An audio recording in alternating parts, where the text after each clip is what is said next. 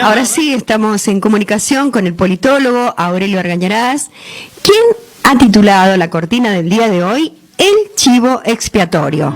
Porque las palabras pesan. Hola Aurelio, buen día. Buen día, ¿qué tal Marínez? Bien, muy bien. Bueno, ya te decía feliz cumpleaños un rato, lo vuelvo a hacer ahora. Y si te parece, comenzamos con tu columna del día de hoy. Bien, empecemos.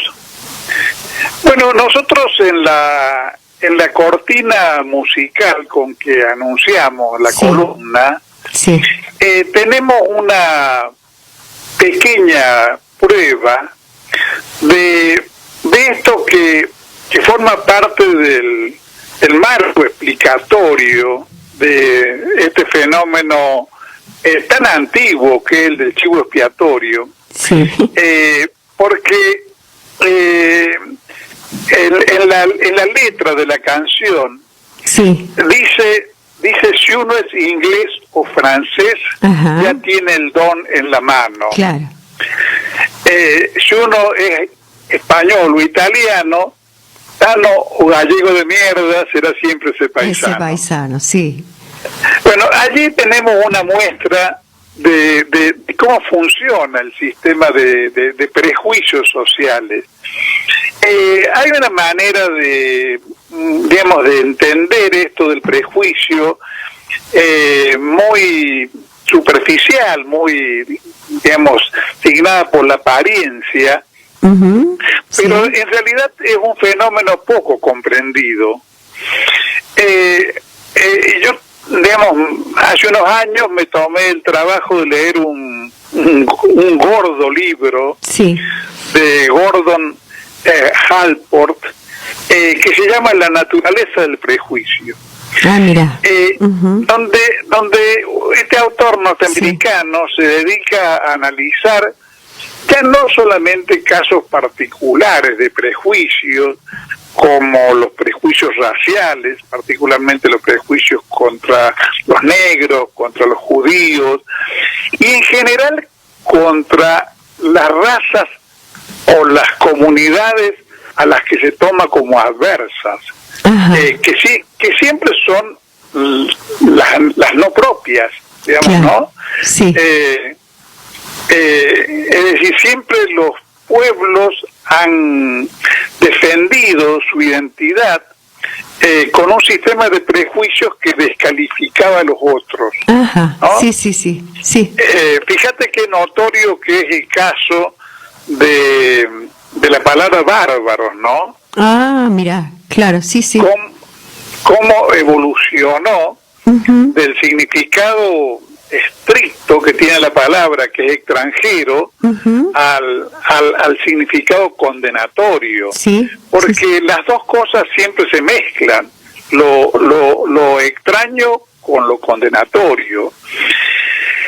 Pero el autor que no es el único que ha tratado el tema, pero yo lo menciono porque me detuve a estudiarlo, y que es bastante coherente en el planteo del problema, señala cómo todos los días los seres humanos juzgamos determinadas cosas guiados por este mecanismo que es el prejuicio. Como por ejemplo cuando se produce un hecho que escandaliza por terror o por la cantidad de muertos o por lo catastrófico, inmediatamente sale la prensa, y no solamente la prensa, que sería lo menos importante, porque la prensa a veces o generalmente se hace eco de lo que vende y de lo que está instalado como creencia social, o busca instalarla, pero en estos casos simplemente se hace eco de la necesidad de buscar el culpable. ¿No? Tiene que haber un culpable. El mecanismo es muy simple, el encontrar o señalar un culpable nos exime al resto de toda responsabilidad. Sí, señor, claro que sí, sí. Digamos, focalizamos en esa figura todo el mal. Ese justamente es el origen de la expresión chivo expiatorio, por las dudas algún oyente no lo conozca. Es una ceremonia, el origen es una ceremonia religiosa del pueblo hebreo, que una vez por año hacía un sacrificio de un chivo, en el cual el sumo sacerdote descargaba todos los pecados cometidos por la sociedad. Uh-huh. Y la sociedad se sentía aliviada, claro, después de esa ceremonia, ¿no? Claro. Culpable, todas las culpas estaban transferidas al chivo. Bueno, este es el fenómeno general. Y yo quiero usarlo particularmente en la dramática situación que vive la Argentina, para analizar, o mejor dicho, intentar analizar e invitar a los oyentes a que analicen cómo se ha tratado, se ha intentado, y con cierto éxito, o sea, hasta cierto punto se ha logrado transformar al actual presidente en el chivo expiatorio de todo lo que nos sucede. Ahora, yo no lo estoy planteando, quiero esto dejarlo perfectamente en claro, para hacer alguna clase de defensa de Alberto Fernández. Alberto Fernández es una figura más dentro del espectro de las figuras más conocidas del peronismo de las últimas décadas, como tantos otros, incluido el matrimonio Kirchner, ha sido menemista en algún momento. En el caso de Alberto, luego fue kirchnerista, fue jefe de gabinete de Néstor, luego fue anti-K, y en el 2019, digamos, apareció reconciliado con Cristina Fernández de Kirchner y ungido como candidato a presidente de la República, en una coyuntura en la cual Cristina juzgó con acierto que si ella era la candidata, las elecciones iba a sufrir una derrota. Sí. Que era necesario ungir como candidato o candidata, podría haber sido una mujer, una figura que pudiera, en primer lugar, llevar al peronismo a una unidad, porque esa unidad era necesaria para derrotar a Macri. Como fórmula electoral, bueno, sabemos que si bien no se obtuvo un triunfo contundente, se obtuvo el triunfo necesario como para desalojar a Macri del gobierno y evitar que tuviéramos 4 años más de plagas de Egipto. Está claro que Macri en 4 años hizo un daño inconmensurable, que digamos que dejó al país una herencia y un sistema estructurado de instrumentos judiciales, periodísticos, policíacos, del cual no era fácil salir. Sí. Particularmente no era fácil salir de la deuda externa, del encadenamiento al Fondo Monetario Internacional, y de todos los condicionamientos que esa situación suponía. Esa fórmula tuvo un comienzo que aparentemente era aceptable para todas las partes que integran el Frente de Todos. Yo recuerdo todos recordamos, en realidad no es un recuerdo particular mío, que durante los primeros meses de la pandemia la imagen del presidente era muy alta. Sí, sí, sí. Era muy alta. Analizada por organismos internacionales.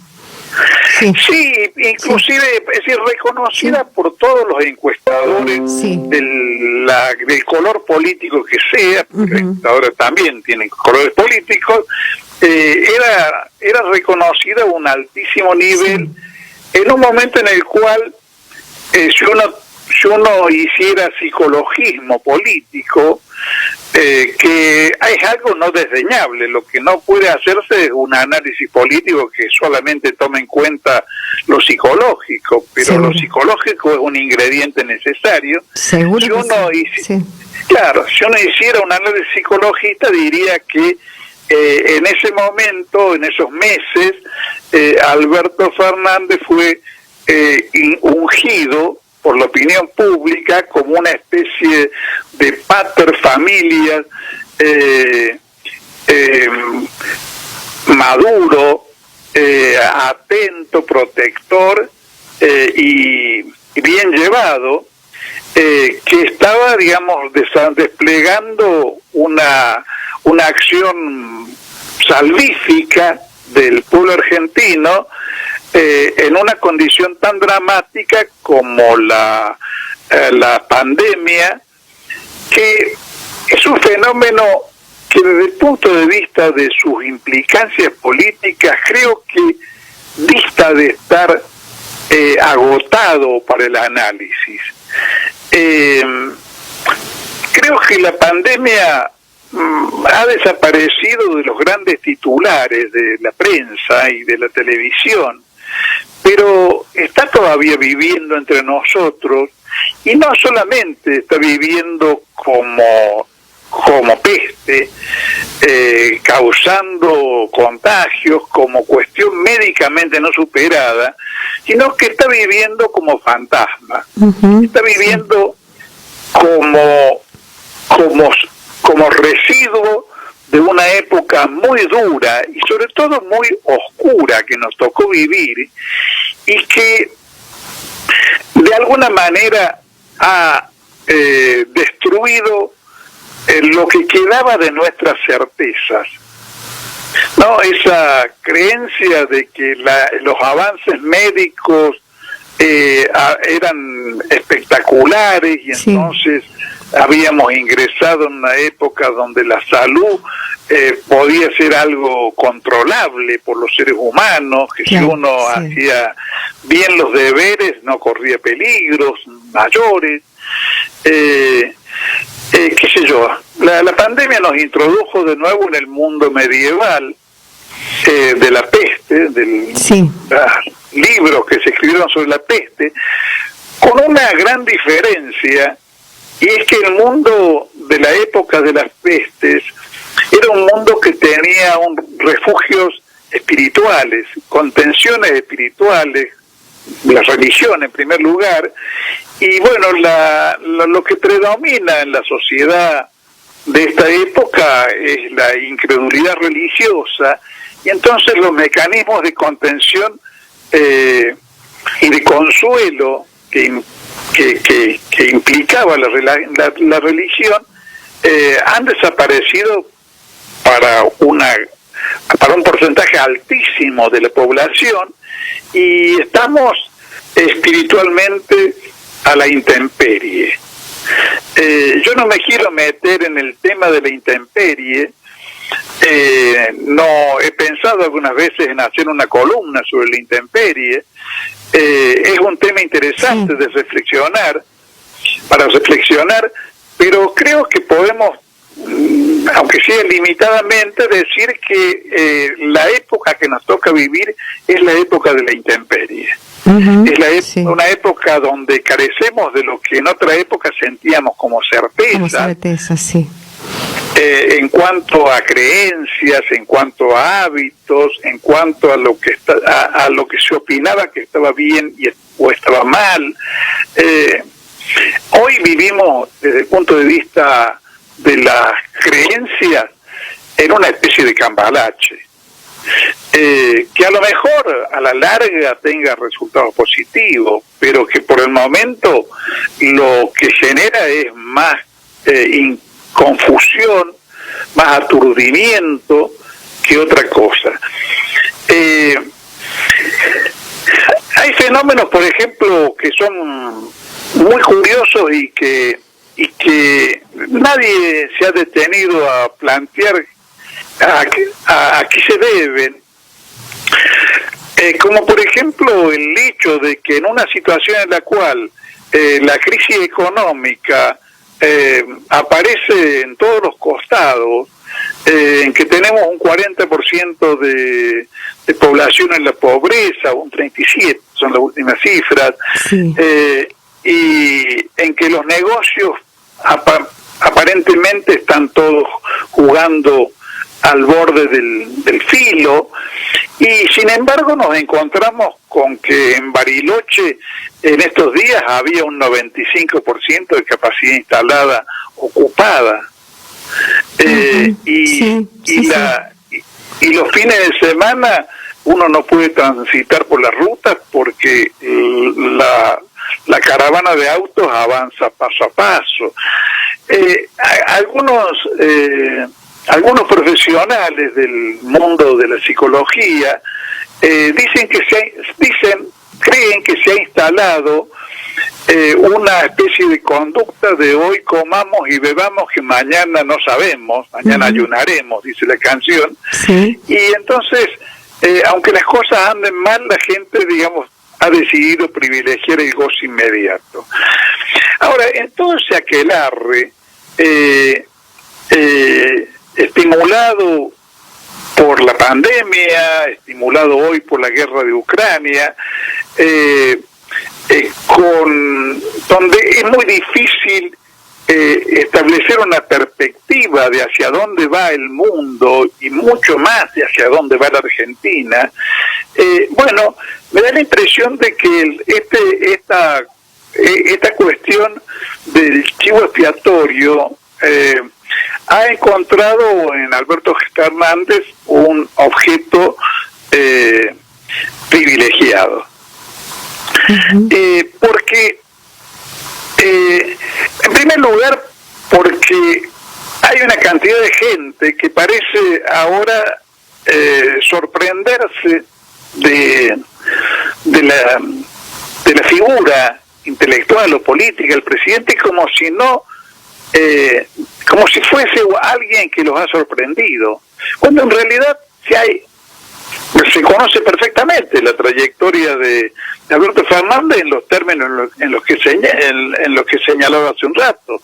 Su origen menemista, junto con Cristina, con Néstor y con tantas otras figuras estelares del peronismo actual.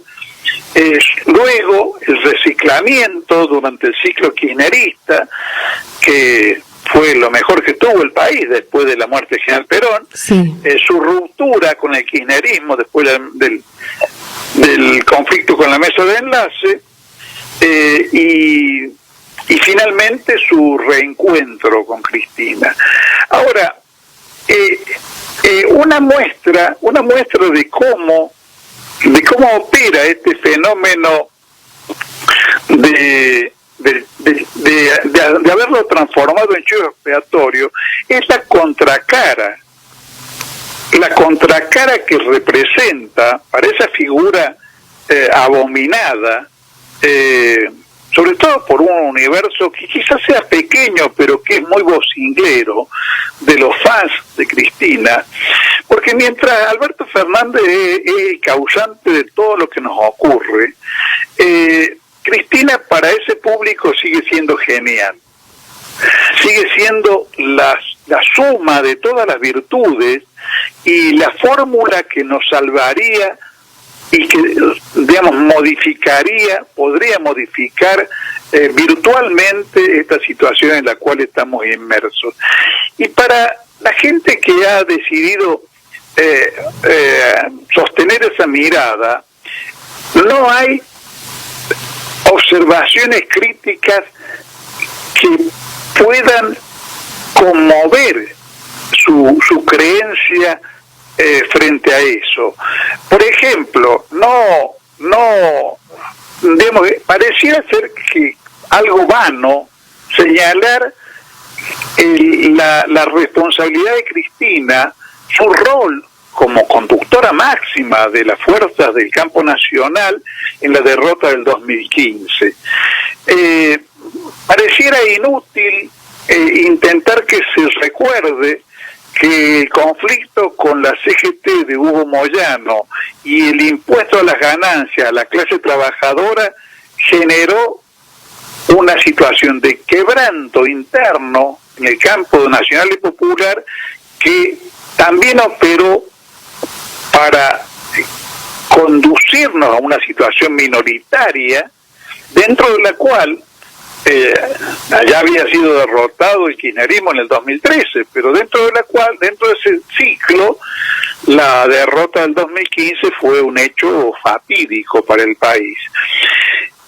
También, tampoco, cuando algunos señalan que la elección de Alberto fue un error, tampoco se recuerda que antes de Alberto, si aceptáramos esa hipótesis, lo tuvimos, la cúpula del kirchnerismo lo hizo vicepresidente a Cobos, lo tuvo de ministro de Economía Lustó, lo tuvo entre sus máximas figuras a Pichetto, a quien vemos hoy decir cosas realmente intolerables o que contrastan violentamente con el rol que cumplió durante 12 años. Corrido a la ultraderecha, podemos decir, Aurelio. Absolutamente, sí. Absolutamente. Pichetto no tiene grandes diferencias con el sobrino de Menem, que está ahora transformando en su ídolo a Milei. Simplemente, digamos, Pichetto pareciera ser menos chiflado que Milei, pero en su posicionamiento político se ha transformado en un admirador del bloque occidental, de la OTAN, de los Estados Unidos y por supuesto de Macri y compañía. Y fue la figura más importante del bloque de senadores del Frente para la Victoria. Entonces, ¿cómo es esto de la genia, ¿no? Cuando todas estas figuras fueron producto de una selección del personal, hecha por el kirchnerismo, en algunos casos por Néstor también, pero la verdad que no es como para ponerlo de jefe de personal de la empresa, si uno tuviera uno, ¿no? Porque realmente elegir a estos colaboradores es casi una condena con respecto a la percepción de a quién se elige como aliado o como socio. Ahora, ¿cuál es el problema? Porque uno puede hacer toda una reflexión sobre la naturaleza del prejuicio, sobre el tema del chivo expiatorio y demás, pero eso no tendría nada más que un carácter intelectualmente vano o vanidoso, si se quiere, si no viéramos qué es lo que con eso se omite, qué perjuicio nos ocasiona adoptar ese punto de vista, el punto de vista del chivo expiatorio o del endiosamiento, de una situación en la cual, creamos, figuras del bien y figuras del mal, ángeles y demonios. Bueno, el problema es que casi todos esos señalamientos apuntan buscan respaldo en señalamientos puntuales y al mismo tiempo omiten considerar el marco histórico en que estamos viviendo. Omiten, por ejemplo, y esto creo que es notorio, reflexionar a fondo, sacando todas las consecuencias de lo que pasaría si se tomara otro camino. Sabemos que las disputas internas del Frente de Todos tuvieron su origen en la derrota electoral del 2021, particularmente en el momento en que el Frente de Todos sufrió una derrota aplastante en las PASO, que después logró remontar en parte, pero de todos modos perdió por paliza. Bueno, ahora,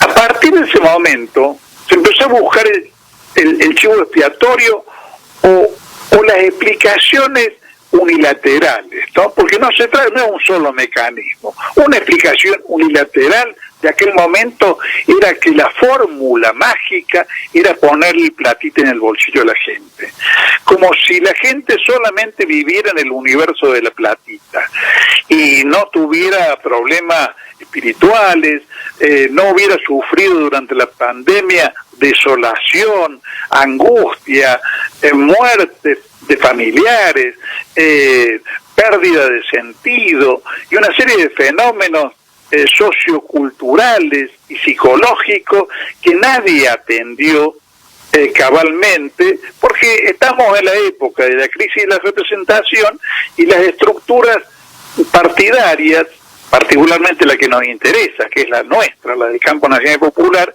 flotan sobre la realidad sin tener vasos comunicantes claros y estructurales con las grandes mayorías populares que están distanciadas de la política, de toda la política, no solamente de la nuestra, pero particularmente de la nuestra, en el sentido de que por lo menos en el sentido de lo que surge si comparamos la realidad actual con la que vivió el movimiento nacional en el peronismo clásico, en el peronismo anterior a la muerte de Perón, donde digamos el sistema sanguíneo, los vasos capilares funcionaban. Eso ha dejado de funcionar.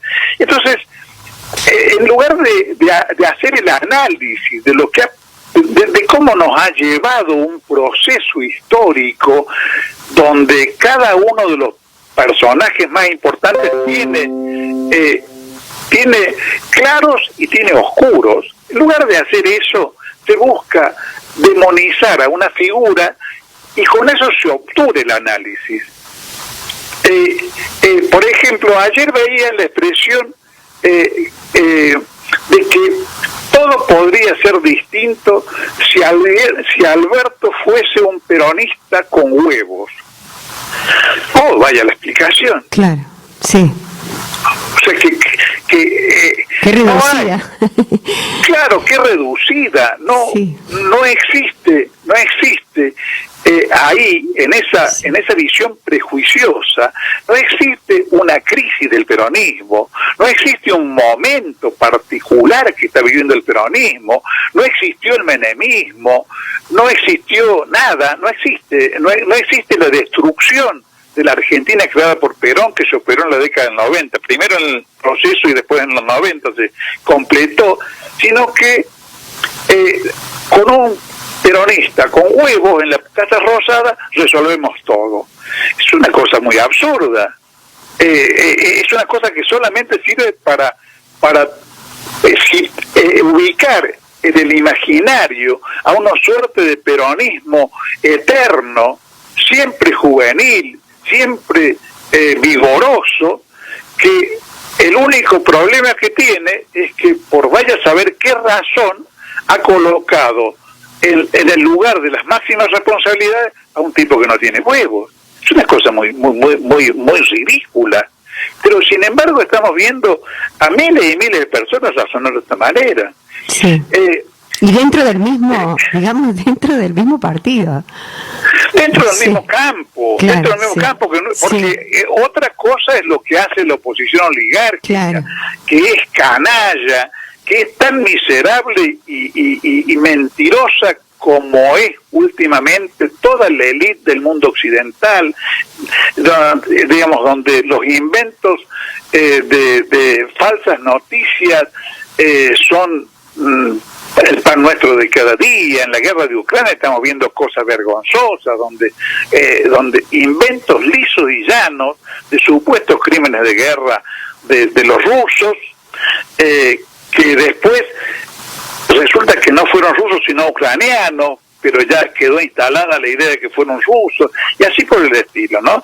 Con acompañado de fenómenos como prohibir en el mundo de los que se dicen cultores de la libertad de prensa, prohibir la emisión de programas de los medios de comunicación rusos, ¿no? Claro, periodismo de empresa, ¿no? Hay un periodismo de empresa que están respondiendo nada más, sí. Y yo diría agencias de propaganda de Occidente, porque eso de periodismo ya no tiene nada. Sí. Del periodismo bien entendido, no tiene absolutamente nada. Ya parecen más bien parte de los estados mayores, donde se aumentan las bajas del otro y los crímenes del otro y se ocultan y se desconocen o se tapan los crímenes propios. Bueno, pero volviendo a nuestro país, entonces, por ejemplo, se da por supuesto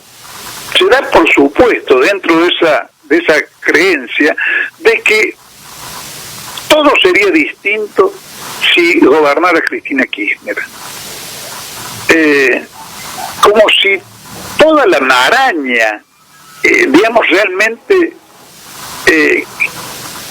impenetrable, construida por un proceso histórico dentro del cual el kirchnerismo fue un recreo, pero no logró recrear la Argentina fuerte, digamos, de los tiempos de Perón, la Argentina fuerte anterior al proceso, sino que le dio algunas aspirinas al enfermo. No, todo eso lo dejamos de lado y centramos toda la cuestión en cómo son las figuras. Entonces, por ejemplo, una de las cosas que se plantea es la cuestión del Fondo Monetario. Pero ahora, no he visto un solo análisis que diga cómo enfrentaríamos como comunidad, cómo enfrentaríamos lo que hubiera sido, y yo personalmente lo hubiera aplaudido, lo que hubiera sido romper con el Fondo Monetario. Bueno, con respecto a eso muchos decían que firmáramos el acuerdo para no tener una terrible crisis. Firmamos el acuerdo y aquí estamos. Eso es lo que claro, la crisis no podía salvarse con el acuerdo. El acuerdo durante cierto tiempo se dio a entender que el Fondo Monetario podía haber cambiado. Bueno, eso fue parte de un engaño o autoengaño, pero también es un engaño creer que se podía tomar el otro camino sin construir una fuerza popular que, voy a usar una palabra, digamos, del lenguaje de todos los días, una fuerza popular que se la banque. Sí. Porque la Argentina hubiera sufrido un proceso, en ese caso, como el que sufre en Venezuela o China o Cuba. Y entonces eso hubiera creado una serie de problemas que un pueblo revolucionario puede soportar, pero no una sociedad amorfa como es la Argentina actual. Esa es la diferencia, ¿no? Claro. O sea, no es que la Argentina no pueda ser un pueblo capaz, un pueblo aguerrido, pero puede ser eso, pero si eso es construido por una élite política. Ahora, si la élite política ha estado llevando adelante conductas frívolas como las que hemos visto en las últimas décadas, porque no por casualidad, fueron menemistas, después kirchneristas y después cualquier cosa. Y no por casualidad la clase trabajadora actualmente no tiene el mismo lugar que tuvo en el peronismo clásico.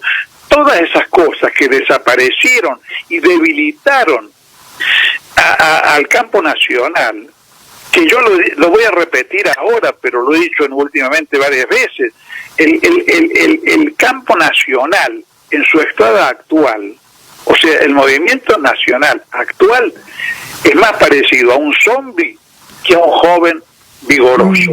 Sí. Entonces, eso tiene que ser tomado en consideración cuando se plantean salidas a lo Che Guevara, porque sabemos, a menos que creamos que con el Chapulín Colorado ya estamos, si conservamos la convicción, que en ese punto ha sido la convicción que yo he sostenido toda la vida, de que la historia la cambian las grandes masas y no las personalidades de iluminados. Puede haber iluminados, pero hace falta que movilicen a las grandes masas si se quieren sostener, porque si no, de iluminados se transforman en restos.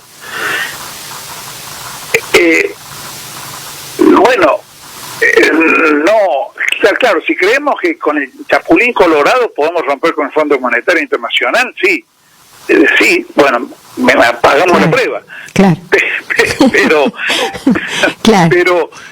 Pero si realmente sabemos que para soportar una presión imperialista hace falta cohesión nacional, bueno, digamos, tengamos una mirada más compleja, que tome en cuenta los caminos que hay que recorrer y los instrumentos que hay que reparar y poner en marcha para poder realmente llevar adelante una política de liberación nacional, porque si no estamos hablando pavadas. Claro. Además de hablar pavadas, estamos desatendiendo la urgencia, estamos desatendiendo el mañana inmediato, en el cual vamos a tener que hacer lo posible para que Juntos por el Cambio no gane la elección en 2023. Bueno, eso es lo que yo quería señalar hoy, Marínez. Bueno, gracias, Aurelio, un gran abrazo, gracias por tu aporte y feliz cumple. Bueno, gracias, hasta el sábado que viene. Hasta el sábado. Enseñen con rectitud que es el joven el que talla, jineteado.